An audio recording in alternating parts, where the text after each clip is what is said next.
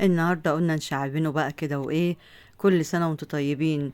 لمة كل سنة كده في شعبان بنتلموا كده ونجيبوا بقى الفسيخ بقى زي ما انتوا شايفين، والسردين والرنجة بقى المبطرخة بقى وشايفين البيكابوتشي بقى والبصل والخيار بقى، وأكلة جميلة يا جماعة.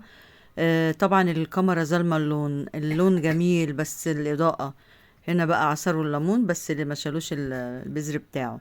شايفين بقى المنظر تحفة، ولا الفسيخ كان تحفة يا جماعة؟ لو كنتوا معانا ودقتوا الفسيخ اللي أنا بجيبه بقى المخصوص، والرنجة اللي بجيبها المطرخة دي المخصوص، والسردين بقى بصوا لون السردين. كل 3 اطباق جنب بعض، واحد سردين وواحد رنجة وواحد فسيخ. وكلنا بقى اما شبعنا بقى.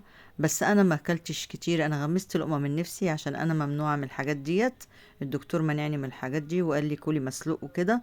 بس من نفسي، ما انا حاجة دي شايفين الاكلة قدامي مش هدوق. قعدت كلت كده لقمة معاهم صغيرة و... وكانت بصراحة أكلة جميلة، المهم عجبتهم الحمد لله. وإيه رأيكم بقى في الأكلة الجميلة دي؟